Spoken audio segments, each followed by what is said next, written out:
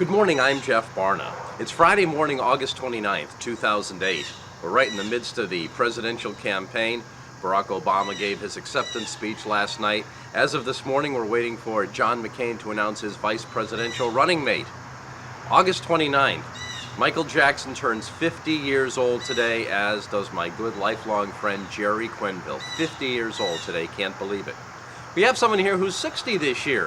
It's a 1948 Chevrolet Stylemaster four-door town sedan.